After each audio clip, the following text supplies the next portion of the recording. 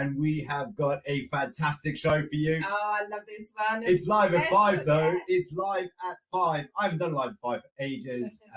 We decided to throw in a bit of a special live at 5 today. We have been taking a break, but things are coming, and it's coming thick and fast. So watch this space. But today we talk about every man's dream subject, weddings. Now, me and Charlotte, we got married about 1 year ago. On our wedding day itself, we had two kind of wedding days, which a lot of people don't know. And on our actual wedding day, we got done all the official stuff. And then we went off and I did a TED talk. So not many people can say that on their wedding day.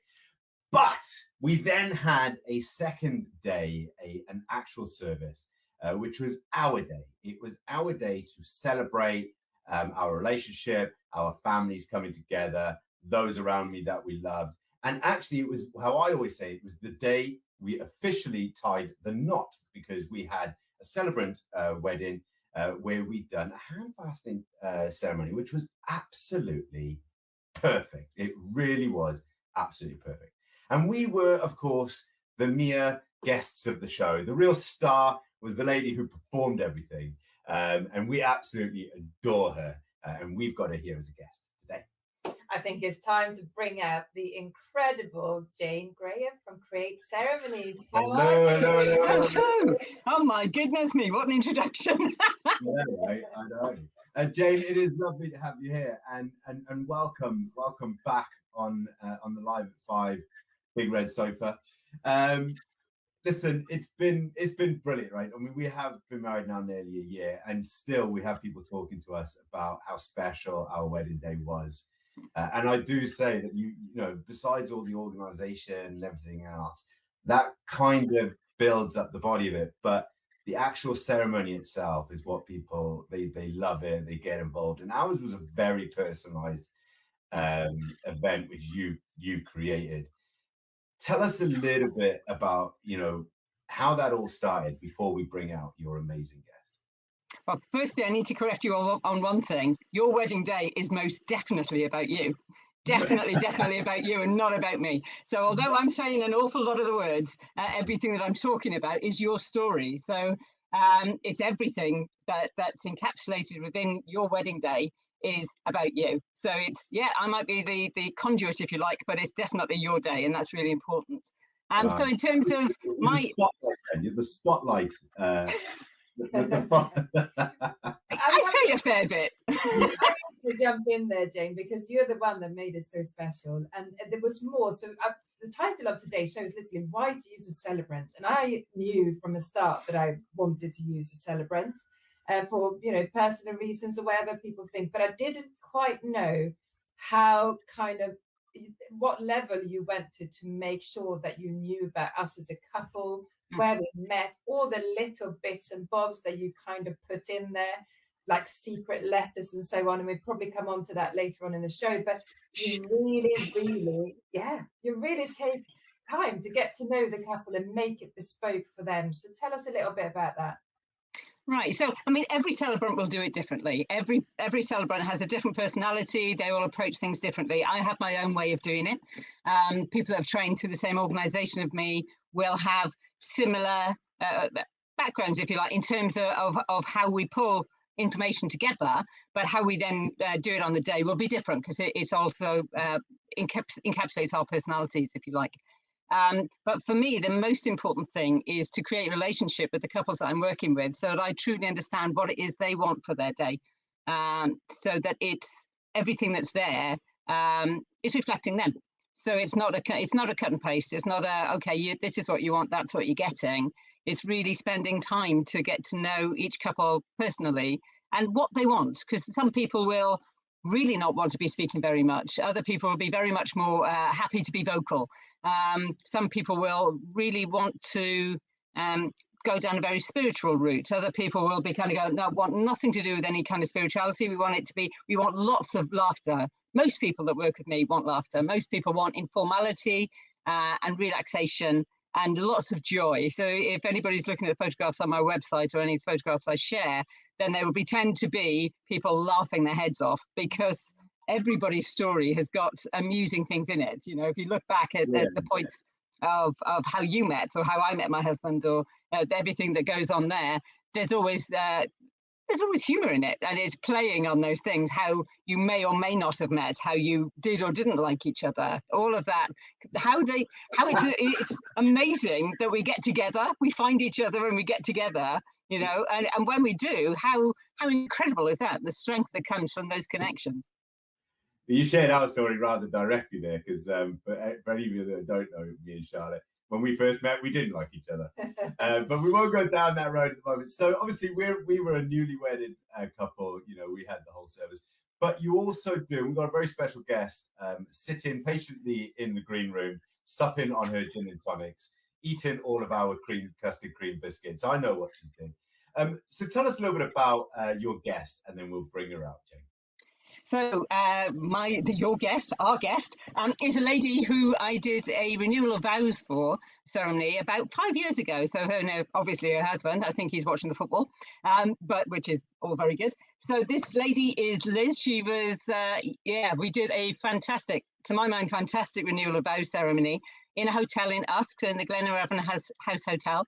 A really intimate, personal ceremony, the celebration their 40 years of marriage. And I still can't get over the fact that at that point they'd been married for 40 years. It seems impossible. So, please welcome Liz Dawson. Hello, Liz. Hello. Let's just get this right. You've been with this guy for 40 years and you decide to do it all again? Yes. I don't think he actually was into that sort of thing, but all of a sudden he said, yeah, let's do it. If we're going to do it, we'll do it at 40 years of marriage. And his dad, unfortunately, at that time was poorly, and we thought it'll give him something to look forward to. And we just got all the family and friends together and just had the most amazing time. And Jane, I know she sort of talks herself down with it, but honestly, she got to know all the nitty-gritties about us. And we just had, she's not just a celebrant, she's now part of the family, because we go out now and then, don't we, for coffee and meals and stuff, and you just got to know her so well, and the whole day just flowed. It was just amazing. She comes round, she spends 3 hours with you and drinks all your tea and coffee. Oh yes, but I don't hit the gin, so you're lucky. You said something really lovely before we came on air, Liz, because you said after 40 years of marriage, you kind of, because obviously it's quite different nowadays of how we do weddings and how you did it, you know, a few years ago, should we say. So what was so special about the renewal of vows and the way that kind of Jane conducted that again? Right. Well, when we originally got married in 1977, it was always, in those days, it was the parents who organised it. It was the parents who they wanted to come. They picked the venue, and it just, you know, I mean, it was a lovely day. It was the best day of our lives up to then. But the renewal was just something, it was ours to control with the help of Jane, and it was just so special. It was just amazing. What would you say to couples that are looking to use a celebrant, Liz? Sorry, I've missed the first one. What would you say to couples that are thinking about using a celebrant and the various sort of options? Definitely go down that route. Just even if you don't take that eventually, but give it a try, because there were so many different options that Jane let us pick from. We had the hand fasting as well, which was just amazing. Jane made a little bunting. Everybody that came wrote on the bunting, so I've got that now with all the wishes and a few people that are no longer here, so you know that means a lot to us. And then it was I did a little speech, and I think I spoke mine. Bernie couldn't, could he, because he was a bit, did he? I can't remember now. We'll keep that for guessing. But no, it was just, if we wanted to do something and thought we could do it, on the day if we couldn't do it, Jane just took over, and it just went flawlessly. And like she said, we never stopped laughing. There were tears in the audience because my niece was just so emotional about it because she thought it was so beautiful. But we never stopped laughing, and all the photographs were just amazing. It's strange. We've just had a massive big heart show up from Sanam Sherpa in Nepal. And of course, I want to shout out to Sanam. So thank you for tuning in and listening and following us. But of course, these traditions, the hand fastening, the colors, the big displays, these are really big things in Nepal as well. So they can probably relate quite nicely. But the actual hand fastening, which is effectively the tradition of tying the knot, is a very Celtic tradition. So for us, as having that as a ceremony, was very much at the heart and at the roots of how we think and how we feel and how we live our lives. And I think that is the pinnacle point. I mean, why have a celebrant? Well, because the service is about your tradition, your way of life, your way of thinking. It's not about a superimpose, and I'm not saying anything against religion or culture, but it's not about having that superimposed upon you. It's about going, well, actually, this is what I want. This is about us. And that's where you were coming from with yours as well. You know, you had a service that was purely about you two and 40 years of marriage. I can't imagine what Jane had to say about that. It was a long ceremony. There was a lot to get in there in 40 years. At the end, a lot of our friends had never been to anything like that before. They said, oh gosh, we were really skeptical about it, thinking, oh my God, it's going to be so boring. It's just going to be this, that, and the other. And they were totally blown away because it was just something that they hadn't dreamed of. And a lot of them were saying, oh, maybe it's something we could do. You know, it's not down the staid going to church, but I mean, church is one thing, yes, but this was just completely different. And they just enjoyed it so much. So we've got a couple of nieces who are thinking it. One of ours is thinking of getting married, and I know that she's got Jane's number already. Fingers crossed on that one. Yeah, that's actually what our friends and family said as well when we met, sort of, and then went into lockdown, obviously for a long time. So a lot of our sort of friends that perhaps don't live so close, we hadn't seen for a long time, and they didn't know the story, and they were absolutely blown away with the hand fasting and the way that Jane was telling the story, which was exciting, and it made it so special. So yeah, a big chunk of it was Jane taking the mickey out of me, Mike, which, you know, I'm game, like I'm fair game for it. I got to admit, actually, like the hand fasting itself was definitely a highlight of the day for me. But actually, one of the things that will always stand out to me was the atmosphere of calm and relax, and people, you know, there was no hymns and all of that. It was just, you know, like we had a festival theme, so people just came and chilled out. What was it like? You know, for us, our wedding was in a field, right? What about yourself, Liz? What was the day like?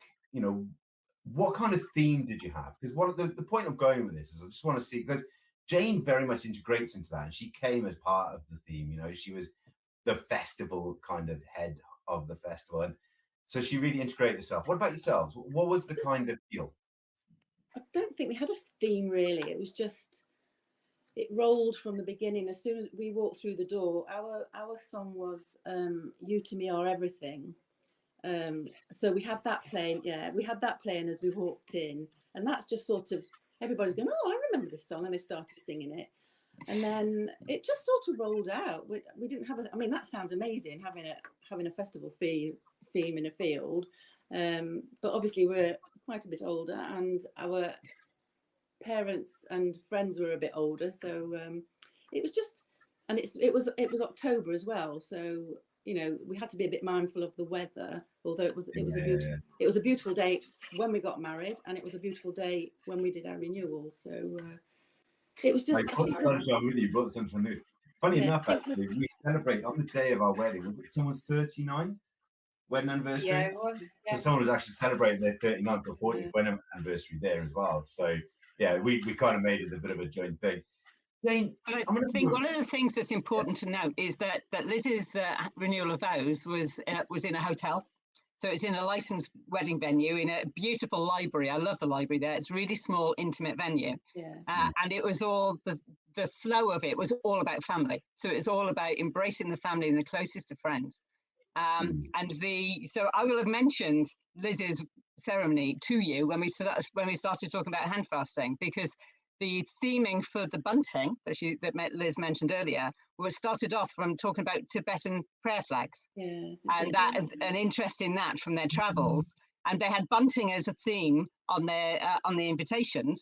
So that then we combined those two ideas and had a version of a Tibetan prayer flag with people writing their wishes to the couple onto the bunting that I'd made, and then we used that as one of the layers of bunting, which I tell a lot of couples about when I'm talking to them, because it's not about anybody else doing that, but it's seeing that it's how you should be interpreted through everything that you do. So that wouldn't have been right for you guys, though Tibetan prayer flags might have been by now. But you know, at that point, that was the important things for you were some of the parts that came from family.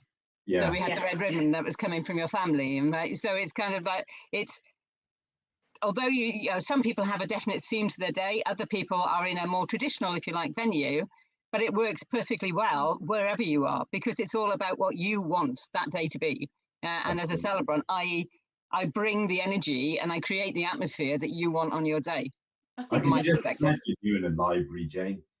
I don't want to say Harry Potter, but I can just say I reckon you could be there with a wand making it all happen. Do you know what I mean? Bringing Absolutely. And what better theme really than family when you're doing all of this? So I want to touch a little bit now. Okay, so obviously renewal of vows. I've got another 39 years before we have to worry about renewal of vows, so that's good.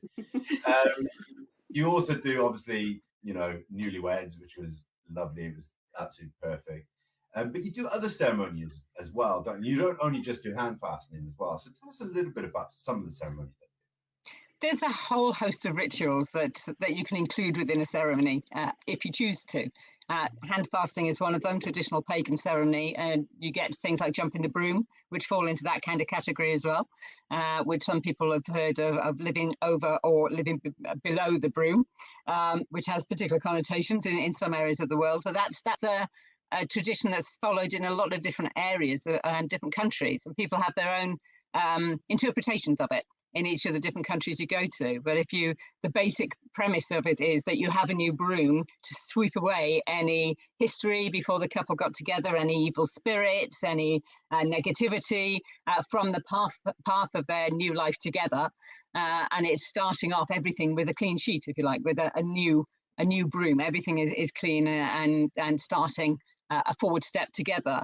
And that's got it's got old connections, but can be done in a really modern way. But there are lots of other things as well, so that you get things like the unity sand ceremony or the unity candle ceremony, the gin ceremony, all of which are based on bringing two things. Now, we didn't do gin, Liz. How did we not do that? I think I've kind of created that one since. But it's all of those are based around bringing together two individual items that don't become one, because there is, you know, I'm not a big fan of the two become one kind of idea. Two become two, but you make something stronger and you bring the best out of each other. So you're still two individuals. So in the candles, the two candles are individuals. In the sand, the different colors of sand are individual. You don't become one, but if you try to separate them out again, you can't do it. Likewise with the gin. You can pour two different flavors of gin together. You can't possibly separate them out again. But you can still taste the contribution that both of those gins make to the whole. And that's really important. You know, that's a fantastic thing to base your married life on, I think. Yeah, I'm not a fan of gin, whether it's mixed or not mixed, but I do like this. I did like the sand ceremony, and I like the cups one as well that you do, and there's loads of them. So I'm gonna ask you something else. Okay, so the difference between a newlywed ceremony and a renewal of the vows, is it much different for you as the celebrant? The storytelling's different. So if for newlyweds, then it'll be on focusing very much on first meetings, proposals, first dates, that kind of thing. And their life up to that point. With the renewal of vows, then you're looking at the whole of their life together so far, and that could be 10 years, could be 40 years, could be 5 years, whatever. But actually, so for some people, there's been a very difficult time And so they're wanting to have a joyous occasion to celebrate the fact that this has been a hard time, but it's brought us together. We're stronger. Other people have had an amazing time all the way through, and it's celebrating the fact that they actually managed to find each other. So the storytelling can be different, and the readings that get chosen can be different. So obviously the commitments that you're making in a hand fasting will be slightly different because you've been, renewal of vows, you've been together for 40 years or whatever. And you're looking, your position in life is different at that point than it is for a newlywed that maybe is in their 20s or their 30s, or they're just starting on that journey together. What their promises that they're making at that point will be different. But it's, in terms of the amount of love and joy that's involved, then no, that's equal in both, I think, just different. It was a very, sorry. You want to come in on this? I can I mean, the whole day from beginning to end was amazing, very emotional, and gosh, it just reinvigorated the whole thing why we are together, because we just and just loved, just loved having everybody see that we've managed to get to 40 years, and we're just as happy as we were the first time we did it, really. I will say this, like, in this day and age, reaching 40 years of marriage is a bit of an achievement, right? Yeah. Like, you can't take it away from that. Because let's be honest, I think is it something like one in three people now marriages end in divorce. So to get to 40 years, it's a hell of an achievement, and it takes a lot of compromise. Yeah. So I'm pretty sure Jane had some serious stories about compromise. I mean, we went through COVID and we had 2 patios built, and I wasn't buried under either of them. When you talk about compromise like that's just literally the foundation of it. What has it meant for you now? I mean, obviously, you've got your original wedding day like there, and as you said, it was very much about you, but it was someone else's kind of planning about your day. This one was very much about you and your husband. What's your husband's name, by the way, Liz? Bernie. Bernie, right? So it's very much about you and Bernie, right? And what does it feel like now, having those memories and those and the whole ceremony as a whole? What does it feel like to have that as a memory? It's just amazing. I mean, we both actually do it all again tomorrow. Yes. Let's do it. Because it was just, I mean, it's going to be 45 years this October.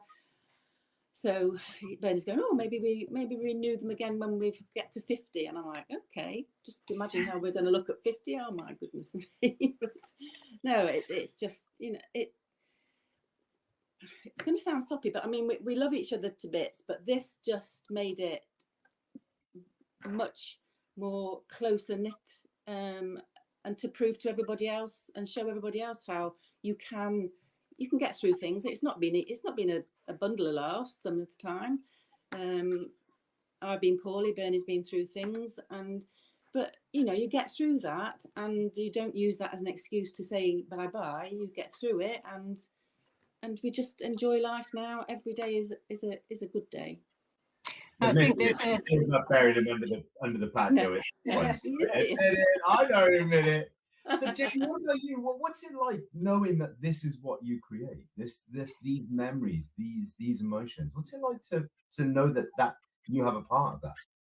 I think that in a lot of ways, the important thing is, for me, and one of the reasons I went into doing this work was recognizing the importance of these milestones in people's lives, and the importance of people being able to mark them in a way that's relevant to them and meaningful to them, so that when you look back at whatever point, whether it's in that year or whether it's further, you're looking at the vows that you made, and they have meaning for you because you had input into them. So some people write them entirely themselves, some people I've written them for them, sometimes we do it together, but actually the refocus from it's possible to get very far away from the vows part of a ceremony in the traditional roles, if you like. So it's because there's a big party, there's big reception, there's lots of stuff going on, and quite often very little time is spent focusing on the commitment part of the day, which is the ceremony. Because if you go into the registrars, you don't get an awful lot of say about what you're saying. If you go into church,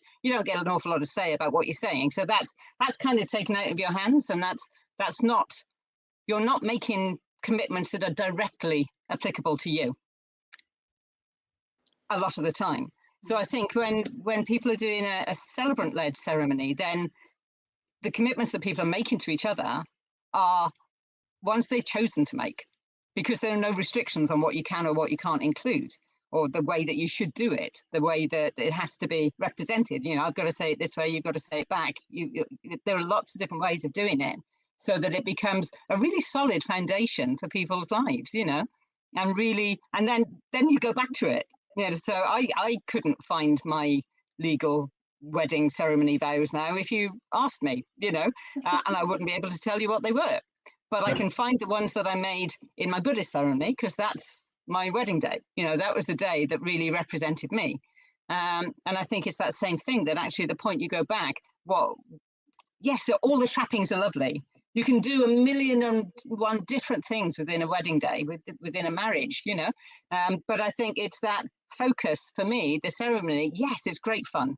We do lots of storytelling, but and part of that is the juxtaposition with the serious bit. So the bit where we do the exchange of vows becomes all the more meaningful because we've had such fun beforehand. And so every commitment that people are making has been thought through. Nobody's making a commitment that they don't intend to follow through on, you know, because it's kind of, oh, well, we just got to say these. So I think, I love the work I do, and I love, you know, staying in touch with the couples as and when I can, and as and when they want me to. Some people don't want to, which is fine. Not many, not many. I troll them a bit, but you know. But I think for me, it's a really meaningful thing, and that's wonderful. You know, it's just wonderful. For me, it was really about the ceremony. It was all about kind of being able to say exactly what we wanted. And do it how we wanted it, and we wanted to say it in. I remember on the day we said everything together, which was interesting, but yeah, it was just absolutely beautiful. The way that all of that worked, I think that's the biggest memory for me, and I think that should be a really fond memory. And a lot of people seem to forget it, like you said, because Jane and I actually met when and with a registrar kind of ceremony service, and that is, you don't have a lot of input to what you can say and what you can't say, so that's what made it special for me, definitely. So we had a registrar wedding, like literally on the 26th, and there was a piece of perspex between us, so that was interesting. So but I'm going to throw something controversial out there, right? We got time for one more question, so I'm going to throw something controversial out there, right? I wanted a celebrant wedding because I'm not religious. And I'm a non-conformist, right? I don't like doing what I'm told to do. Anyone who knows me will know I don't like doing as I'm told to do, and I find it a bit difficult. So for me, the celebrant option was I could do what I wanted to do, how I wanted to do it, and I didn't have to conform to things I didn't necessarily believe in. So that's the reason why I had a celebrant. So I'm going to come over to Liz, then I'm going to come over to you. So Liz, why would you have a celebrant service? I think when we went to the Glenavon, we were with the lady that we were booking the room and the venue with, and she gave us the options of having a registrar or having a celebrant. And she said about the registrar, and then she said about the celebrant, and we came away, mulled it over, and went, no, you know what, I think we want to be able to do we want to have input into this. So it's very much like you. We didn't want to have the run of the mill, that's your package, that's it, bosh, done. We wanted to have the input into it to make it our day. I mean, it would have been our day, but their day is more, really. So then when we went and met Jane, and we had, I think, a couple of hours together for the first time, and 3, Jane 4, went 5, 6 yeah, hours. well, for the first time, I said for the first time. And Jane went, we were driving home, and Benny goes, I've got a really good feel about this. He said, it just sounds just what we want, just to have what we want and have a day that we will not forget, and that was just the right decision that we made. So I'm very much an advocate of a celebrant, and everybody now I say, well, and you know, who lives around here, I go, yeah, well, I know a really good one, yeah, so definitely a no-brainer. Well, we tell millions of people, and we broadcast it over with our 50 million people watching. So Charlotte, why did you have a celebrant? For exactly the reason that I said earlier, that we wanted to have our own input into what we wanted to say and what we wanted to do. And I can't wait. And I often see the hand fasting, it's in a box in the bedroom and it's there to look at. And and also our little booklet and everything else is there, which I love. We also got some little cards to open on our first wedding anniversary, which I'm really looking forward to, that people have put in the box. So I'm really looking forward to that. So that's what made it so super special. But I want to, because a lot of people that be watching the show, they've heard why we've chosen a celebrant and all that sort of thing. So to finish off, I really would just like to give people a little bit of hints and tips of how to go about and what to do, and the legal bits. Is there anything you need to do beforehand and that sort of thing? If they're thinking about little hints and tips from you, Jane, if people are looking to book a celebrant wedding, where should they start? Right. Well, 19th of July is quite a big day. That's the day that the Law Commission review is going to Parliament, going to government to look at, in the hope that one of the outcomes of that's a review that's looking at the whole of the way that marriage happens in the UK. So we're hoping that a result of that will be that rather than having a licensed venue, that the officiant will become licensed. And therefore, I would then be able potentially to do a legal ceremony. At this point in time, a celebrant in England and Wales and Northern Ireland can't do a legal ceremony. So couples will tend to do what's classed as a 2x2. So 2 of you, 2 witnesses at a register office at a time that they may have limited spots that they're prepared to do it, but it's the cheapest option that you get. You don't have any say at all in what's being said. You don't have a great deal of say anyway, but you don't have any input into music or anything like that. But it's a lovely, but it's a basic ceremony. And then you have the day that you want with the celebrant, wherever, whenever, doing whatever you want to do. You need to give notice at the register office, and that needs to happen at least a month before the date that you wish to get married. And then you have to get married within that year. So you can give notice 11 months before you want to get married. You need to make sure you get married within that year, or they'll charge you to do it again. And that's one of the things that people sometimes miss out on and don't realise there's that time restraint. And then if you want to use a celebrant, you've got options. So you can Google the local area, Google the area that your ceremony is happening in. If you know anyone that's used a celebrant, speak to them about their experience with that celebrant. Meet the celebrants. We're all different, so I would like to think I'm a perfect match for everybody, but maybe I'm not. So, you need to find the celebrant that connects with you. If you don't connect with the person that you're speaking to, if they're not prepared to do what you want to do or to go where you want to go, then don't use them. There are increasing numbers of celebrants about the place.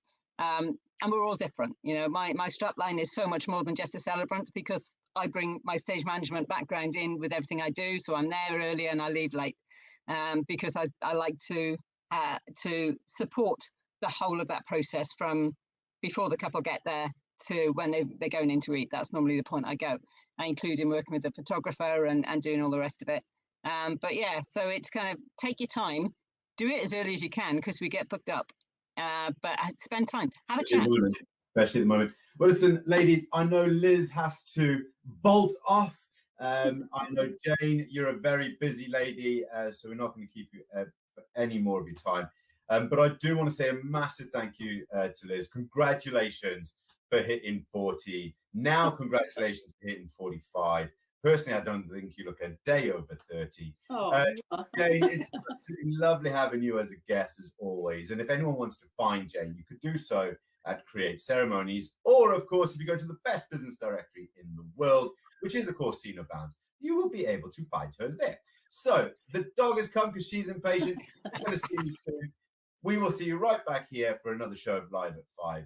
We are taking a little bit of a break now, and we are putting the shows in intermittently. So keep an eye out, and we will see you right back here very soon. So from all of us, and from all of you, and for everybody listening from as far as England, Wales, Scotland, and even Nepal, we will see you very soon. Okay.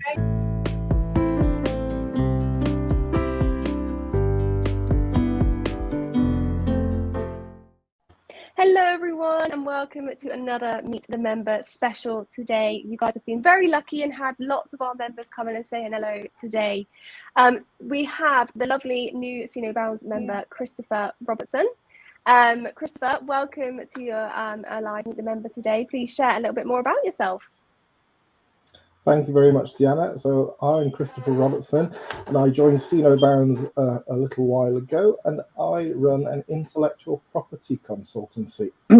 So that means that I deal with trademarks for brands and patents for inventions, designs for products and patents, and general IP auditing and risk management for small businesses and the like. I've been working in this field for 10 years, and I started my company, Robertson IP, 3 years ago. Amazing, amazing. And Christopher, you've brought along a special guest, Kate, today. Kate, do you want to share a little bit more about yourself? Yeah, I have no idea if you can hear me. I'm very glitchy at the minute, so apologies if you can't or if you can't see me. I'm Kate, and I'm a graphic designer and branding expert. And yeah, Christopher's brought me along because we're doing a little bit of a collaboration, which looks at the IP side and the branding design side of brands, basically. So yeah, that's what I do. Amazing. Amazing. No, welcome. And something that's going to be really exciting that obviously we wanted to share with everyone today in the community is obviously your exciting event happening. So do you guys want to share more about what it is and how people can get involved?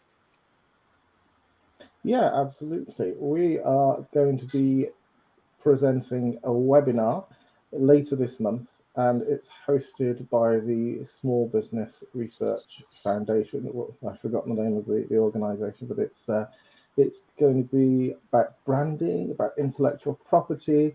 It's a completely free webinar, and it's going to be on the 31st of May at 10:30 in the morning. So there's going to be an event on the Sino Bounds website, so you can all find it through there. Amazing, amazing. It'll be in two parts. I'll be starting it off with a talk about intellectual property. So I'm going to be covering aspects around intellectual property as a whole and the theory behind it and a little bit of the history, and then talking about reputation in particular, branding, trademarks, that sort of thing, talking about the importance, the pitfalls, the things that small business owners need to think about, the process and the cost of properly protecting your intellectual property, in particular in this context, trademarks. And then I'll be handing over to Kate for her section.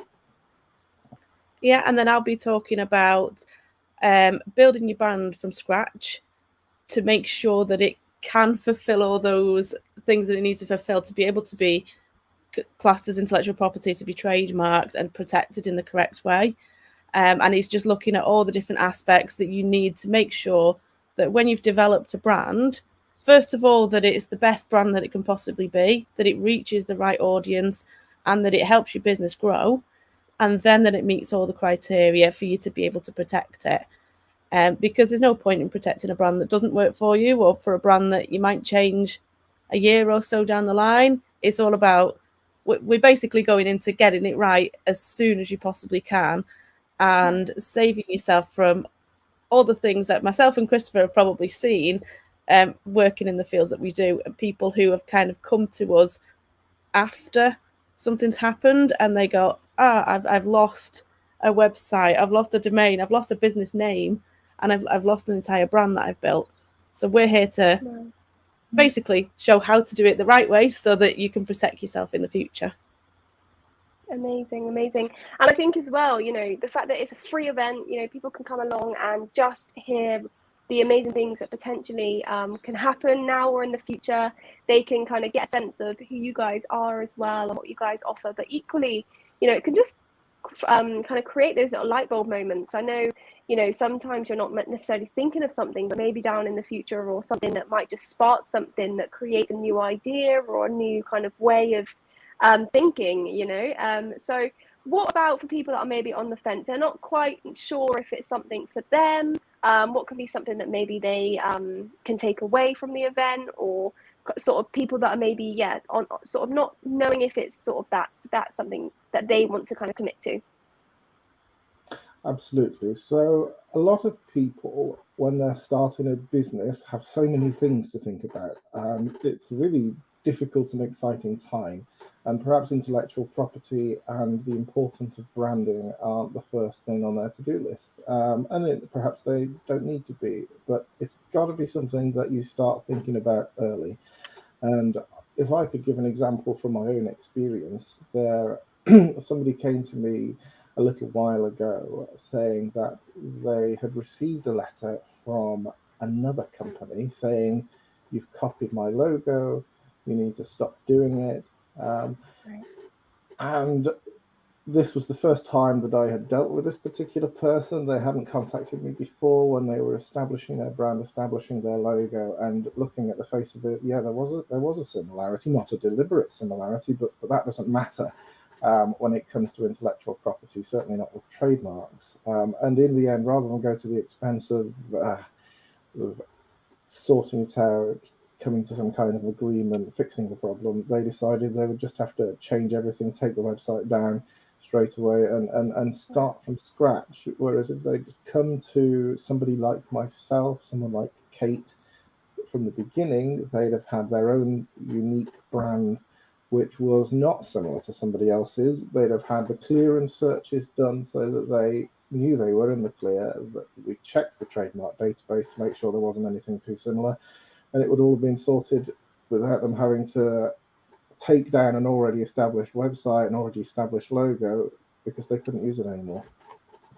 Amazing. And I think as well, it goes back to business owners or people that are very sort of fired up when they get started with a business, that think these kind of things won't happen to them. When, you know, unfortunately, we only have a certain amount of hours in the day. There's, you know, millions and millions of people doing similar things to you all around the world. So the likelihood of maybe having similarities by just doing your own searches, potentially you might miss someone having those kind of similarities to your logos or your branding or your business. So it is important, isn't it, to think about, and I know it is sometimes at the bottom of people's lists because they just want to get stuck in and, you know, do what they love to do, I suppose. But by having you guys there, it's going to really give you the opportunity to make sure that none of these kind of areas of things arise later on down the line when your brand is really at its peak. So definitely something to think about, and something for all businesses to at least come along to the free webinar to take part in.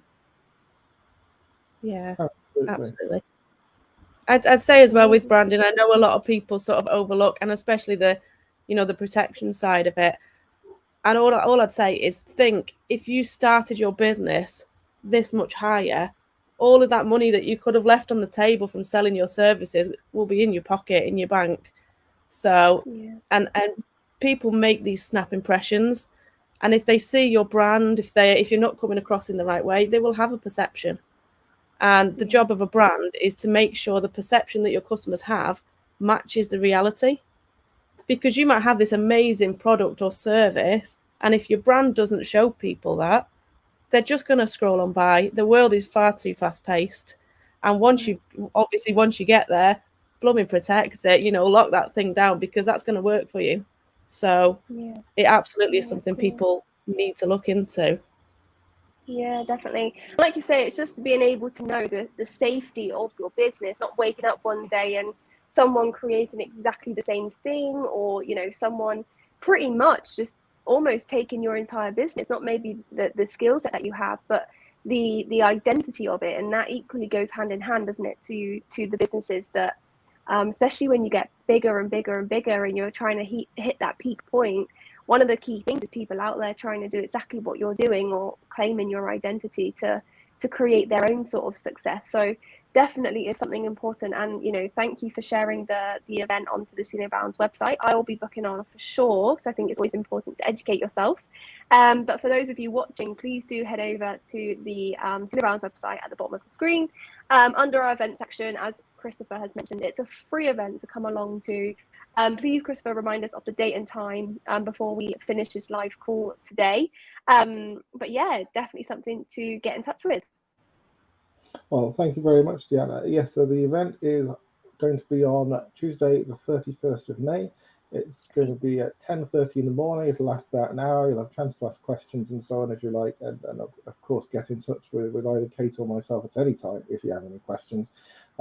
It's not yet up on the events page on See No Bounds, I don't think, but I'm going to put it up there straight after this, so it'll be there ready and waiting for you when you get there.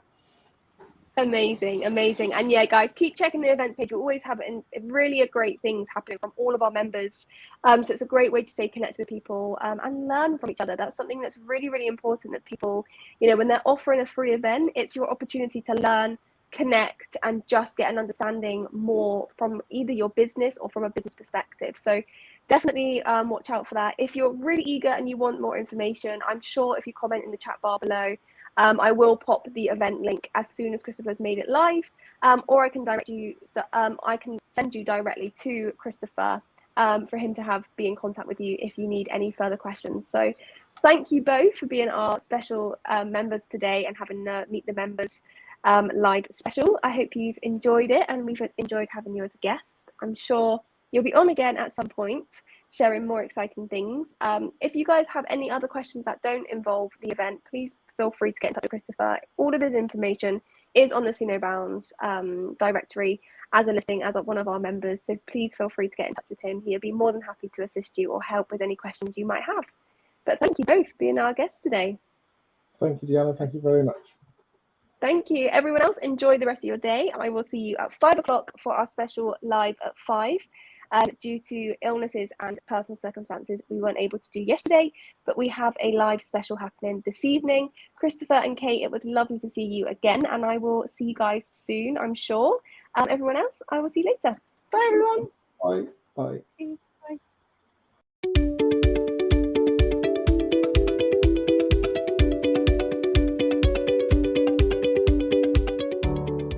Welcome to Blue Koala Office Solutions. We are here to help you grow with competitive rates and reliable sources, allowing you to expand and develop in an efficient way.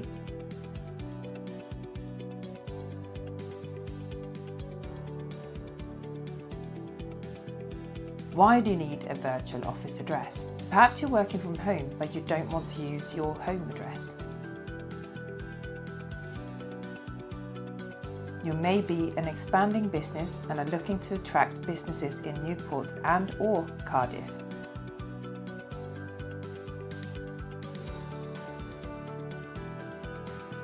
Are you looking for an address you can register with Google and SEO? We offer flexible short-term agreements, super high-speed fibre, 24-hour access and security, meeting room for up to 6 people. We are located in Whitchurch, Cardiff, with easy access from M4 and A470, and as well as the meeting room, we also have a podcast studio and a film studio that you can rent on an hourly basis.